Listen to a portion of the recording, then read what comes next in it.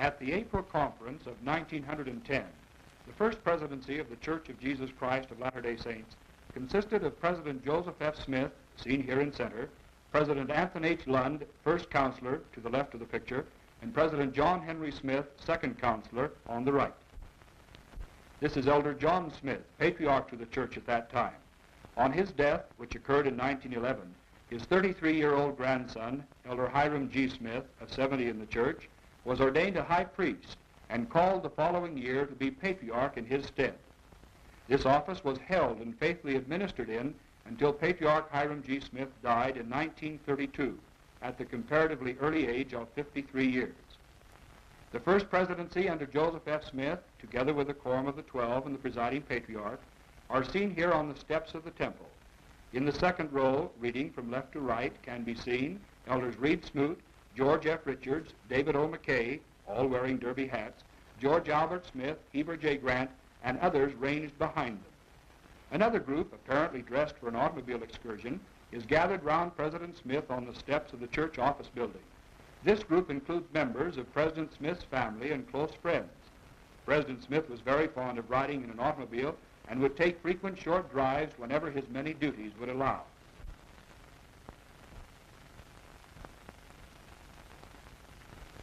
President Smith's second counselor, President John Henry Smith, passed away in the fall of 1911, and Elder Charles W. Penrose was chosen to succeed him.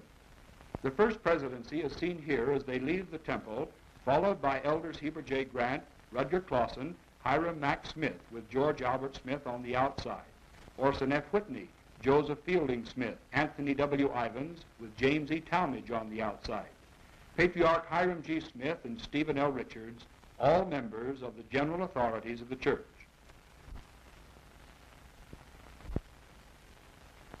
President Joseph F. Smith served the church as its presiding officer for 17 eventful and progressive years.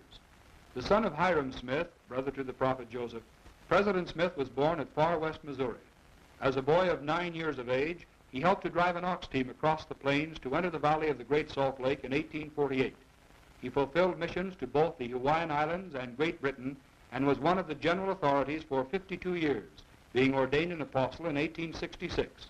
His kindly features speak eloquently of the love he bore his fellow men, and that love was reciprocated in full measure by all who knew him. Elder Anthony H. Lund was a member of the first presidency for the duration of President Joseph F. Smith's administration, serving as second counselor for the first 9 years, and then as first counselor on the death of President John R. Winder in 1910. President Lund was a native of Denmark, being born at Aalborg in 1844. He accepted the gospel on his 12th birthday, and by the time he was 16 years of age, was president of 5 branches of the church. In 1862, he emigrated to Zion, where his continued faithful and wholehearted activity in the church brought him apostleship in 1889 under the hands of Elder George Q. Cannon. Elder Charles W. Penrose was born at London, England in 1832, joining the church there in 1850. After a missionary labor of 10 years' duration in his native country, he emigrated to Zion in 1861. In between several subsequent missions, his capable and pungent writings led him into a journalistic career. The hymns of Zion record ample evidence of the poetic ability of Elder Penrose. He was a man of a highly sensitive and sanguine temperament, quick to think, speak, and act. Ordained an apostle in 1904, he was a stalwart member and a fitting counselor in the first presidency of the church. Elder Hiram Mack Smith, eldest son of President Joseph F. Smith, was called into the Quorum of the 12 in 1901. A dynamic personality, he died in 1918 at the early age of 46 years. Elder Heber J. Grant, a man of unshakable faith and determination, was a businessman and genius at organization. Having been made a member of the 12 Apostles at the early age of 26, he became president of that council in 1916 at the death of Elder Francis M. Lyman. 4 days after the death of President Joseph F. Smith in 1918, Elder Heber J. Grant became president of the church, choosing as his counselors the same 2 men who had so faithfully served the former president, Presidents Anthony H. Lund and Charles W. Penrose. Prior to this time, President Grant had held positions of a stake president at the early age of 24, filled a mission to Japan, and risen from the humble beginnings of a messenger boy in an insurance office to be president of a bank. President Grant served in the legislature and on the city council and was head of the European mission from 1904 to 1906. His business connections brought him in contact with many influential people, and when opportunity occurred, he never failed to bear a strong and faithful testimony to the divine mission of Jesus Christ and the restoration of his church in these latter days. President Grant's father died in Salt Lake City in 1856, and as the only child of his mother, the boy grew up with a deep sense of responsibility in the home. These three men, then, constituted the first presidency until the spring of 1921, when President Lund was taken to his eternal rest. Elder Anthony W. Ivins, a member of the Council of the 12 since 1907, was chosen by President Grant to be the new second counselor in the first presidency, President Penrose having been advanced to the position of first counselor. Brother Ivins came to this position with much experience behind him, particularly in the field of missionary endeavor, for he had spent many years among the Mexican people and the Indians of southern Utah and Arizona. A great lover of horses, he was a successful farmer and stockman. We now see the first presidency and members of the Quorum of the 12 leaving the temple after one of their regular Thursday meetings. Leading the group is President Grant in the center, with President Penrose holding on to his right arm. At the time this picture was taken, President Penrose was approaching, or had just passed, his 90th birthday, and this is the last motion picture record of him. On President Grant's left is President Ivins. Next in line, the tall figure of Elder Reed Smoot, accompanied by Elder Rudger Clausen. Then Elders George Albert Smith and George F. Richards. David O. McKay follows with Joseph Fielding Smith. Just a glimpse of Stephen L. Richards walking with James E. Talmage, and then Patriarch Hiram G. Smith with Richard R. Lyman. The last two elders are Melvin J. Ballard and John A. Widsoe. Orson F. Whitney, the only apostle missing from the preceding group, is seen here on the steps of the temple. Prior to his call into the Quorum of the 12, Bishop Whitney, as he was affectionately known to all, presided over the 18th Ward for over 28 years, and for 5 years had served in the capacity of assistant church historian. From his talented pen have come numerous major literary works, histories, biographies, and essays, and he ranks as one of Utah's leading poets and lyric writers. Experiences gained on his first mission in 1876 provided him with a firm testimony of the gospel, and from that time forward, everything he set his hand to must first conform to the gospel plan. Bishop Whitney was a successful journalist, having spent many years with the Deseret News editorial staff. He was an accomplished speaker and had a grand sense of humor, probably bequeathed from his younger days when he was vitally interested in the theater as a career. Elder David O. McKay, an apostle of the church since 1906, has been a Sunday school man all his life. Starting with the secretaryship of his home ward at Huntsville, he rose to fill all three positions in succession in the superintendency of the Deseret Sunday School Union, and has been a member of the first presidency since 1934, acting as second counselor to both President Grant and President George Albert Smith. Elder Joseph Fielding Smith, another son of President Joseph F. Smith, has been associated with the Quorum of the 12 since 1910. Elder Smith has always been greatly interested in the history of the church and genealogical work. His first mission took him to England in 1899, where he labored for 2 years. Elder Smith has written a number of doctrinal and historical works, and now in 1948 fills the office of church historian and recorder, and is president of the Utah Genealogical Society and the Salt Lake Temple. Elder Stephen L. Richards was called to preside with the 12 apostles in 1917. Like Brother McKay, much of Brother Richards' time has been spent in the service of the Sunday school. An extensive education, unusual ability in his chosen profession of civil law, coupled with wide connections in business pursuits, have given him a wisdom and poise among men which lends added weight to his oft-repeated abiding and unimpeachable testimony of the divine mission of Jesus Christ. Elder Reed Smoot's membership in the Quorum of the 12 dates back to 1900. In his younger days, Brother Smoot was particularly interested in a business career, being associated at that time with the Provo Woolen Mills. He was called on a mission to England in 1890, and this experience awakened a spiritual development which he never allowed to be submerged by temporal ambitions. In 1895, he became a member of the Utah State Presidency, in which office he continued until he was called to apostleship in 1900. He succeeded in being elected to the United States Senate in 1903, but an attempt was made to prevent him taking office because of the bitterness shown toward the Mormon people in some quarters.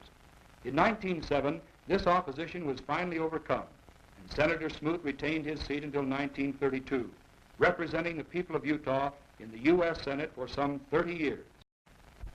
Elder George Albert Smith was born at Salt Lake City in 1870 and served in the Southern States Mission from 1892 to 94. He was associated with the ZCMI clothing factory in his younger days and later became receiver of the United States Land Office. He has always been active in the church, especially in Ward MIA and Sunday school work. Elder Smith was chosen to fill a vacancy in the Quorum of the 12 in 1903 when he was 33 years of age. Averaging some 30,000 miles a year and 1.5 meetings a day, he threw himself into the work of the ministry with such vigor that his health began to fail, necessitating a temporary rest to regain strength. An ardent supporter of the Boy Scout movement and with a remarkable faculty for making friends, Elder George Albert Smith, now president of the church in 1948, has always practiced the two great commandments, the love of God and the love of one's fellow men. Born in faraway Norway, Elder John A. Widsoe emigrated to the United States with his mother and youngest brother in 1884 and has since become one of Utah's foremost authors and educators. A keen desire for knowledge took him to Harvard and universities in Europe, culminating in an appointment as president of the Utah State Agricultural College and later of the University of Utah. Elder Widsoe was made an apostle in 1921 and acted as president of the European Mission from 1927 to 1933. Another much-loved apostle was Elder Melvin J. Ballard. Prior to his call to be numbered among the presiding brethren in 1919, Brother Ballard had served as a missionary for 12 years, 10 of these years being spent as president of the Northwestern States Mission. Elder Ballard was a musician of considerable ability, and immediately after graduating from Brigham Young College in 1894, joined the faculty and taught music there for 2 years. He was also very active in stake MIA and Sunday school work on the ward level. A name that will be readily recalled is James E. Talmage, one of the church's most eminent scientists and educators. Born in England in 1862, his family emigrated to Utah when he was a boy of 14, settling at Provo. His early schooling in the old country fitted him for advanced studies at Brigham Young Academy, and from there he attended a selected course in chemistry and geology at Lehigh University in Pennsylvania, passing all exams of a normal 4-year course in 1 year.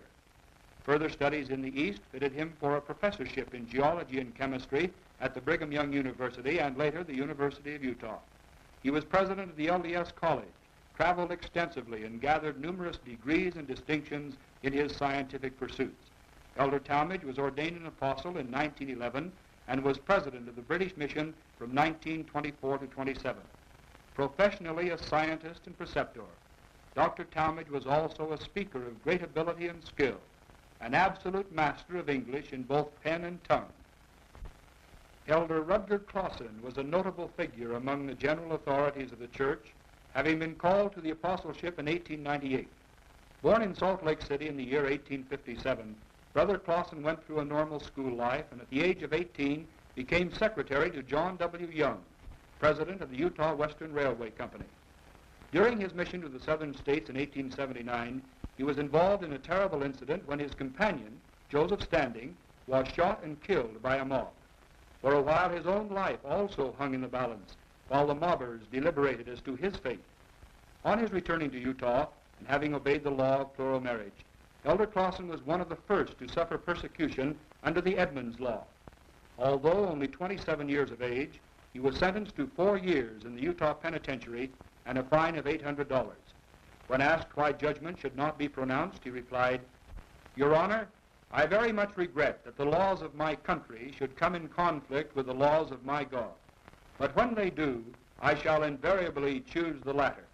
In answer to a query made in later life, what has been the most potent factor in aiding you to success, Elder Clausen replied, "My success in life, if I have attained any, is due to a fixed and unyielding determination to seek and abide by counsel, and he who turns therefrom and seeks to become a law unto himself must surely fall." Elder Clausen was senior member of the Quorum of the 12 for 25 years, and is seen here presiding over that quorum. On his right and to the left of the picture, starting at the head of the table, can be seen Elders Reed Smoot, George Albert Smith, George F. Richards, David O. McKay, and Joseph Fielding Smith. On his left and to the right of the picture, also starting at the head of the table, are Elders John A. Widsoe, Melvin J. Ballard, Richard R. Lyman, Stephen L. Richards, and James E. Talmage. When President Charles W. Penrose, first counselor to President Grant, died in 1925, President Ivins was advanced from second to first counselor, and Bishop Charles W. Nibley, who had previously acted as presiding bishop to the church since 1907, was brought into the first presidency as second counselor. Here we see President Grant with his counselors, President Ivins on his right and President Nibley on his left. Brother Nibley was born near Edinburgh, Scotland, the family emigrating to America in 1855, where they were among the first settlers to make their home in Cache Valley. Elder Nibley filled two missions for the church. The first, in 1869, was a short-term mission in the United States. The other, in 1877, taking him to England.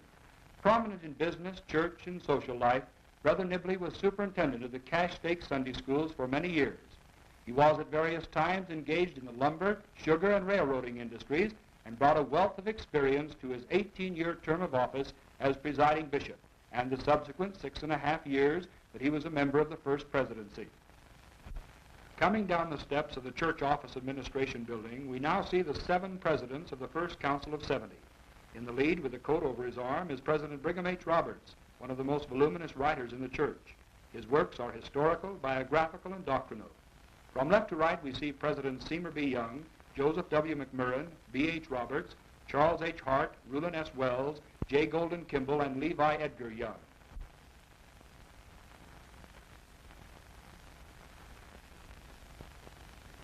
Senior President Seymour B. Young was born in Kirtland, Ohio in 1837 and went through all the troublous days of the church, starting with the massacre at Haun's Mill, where his mother carried him to safety through a hail of bullets. The Young family arrived in the valley in 1850 and later was among those who settled in Cache Valley. Elder Young filled a mission to England in 1857 and 58 and again in 1870. He studied medicine and later became personal physician to Brigham Young. Elder Young was set apart as one of the first presidents of 70 in 1882. President Levi Edgar Young, son of Senior President Seymour B. Young, came into the First Council in 1909. Brother Young has been associated with advanced learning all his mature life, being identified with educational work in district and church schools, and later as an instructor at both the LDS College and the University of Utah. He served 4 years on a mission in Europe, 2 of which he presided over the Swiss-Austrian mission, and more recently in the United States as president of the New England mission. Having attended both Harvard and Columbia universities, President Young holds an MA and a doctor's degree in philosophy. President Ray L. Pratt, another of the first presidents of 70, was born in Salt Lake City in 1878. 9 years later, he accompanied his parents to Juarez in Mexico, where he learned Spanish from the natives. Brother Pratt was called to preside over the Mexican mission in 1907 and continued in that office for 24 years until his untimely death in 1931 at the comparatively early age of 53. Elder Pratt was sustained as one of the first presidents of 70 in 1925. President Joseph William McMurrin was numbered among the First Council of 70 in 1897 when he was 39 years of age. Brother McMurrin was a staunch missionary, starting at the early age of 17 when he was called on a colonizing mission to Arizona. His first foreign mission was in England, where in 25 months he baptized 50 people. A second and yet a third mission to Great Britain occupied another 6 years. At true 70, he died in missionary harness while presiding over the California mission in 1932. Another member of the First Council of 70 was President Charles H. Hart, entering that quorum in 1906. Brother Hart was a lawyer by profession, practicing first in Paris, Idaho, and later at Logan, Utah. He was elected judge of the First Judicial District of the state of Utah and served on the bench for 9 years. He took a keen interest in MIA activities and was a Sunday school superintendent and teacher. He became a member of the general board of both the Young Men's Mutual Improvement Association and the Deseret Sunday School Union. President J. Golden Kimball was also one of the first presidents of 70, and his name has become legendary among the forthright speakers of the church. Brother Kimball was a son of Heber C. Kimball, and upon the death of his father in 1868, the younger Kimball entered into the rough life of cattle raising, and his church activities suffered in consequence. To Carl G. Mazer, that great educator of early Utah, is attributed the influence which motivated Brother Kimball to great spiritual activity which brought with it membership among the general authorities of the church.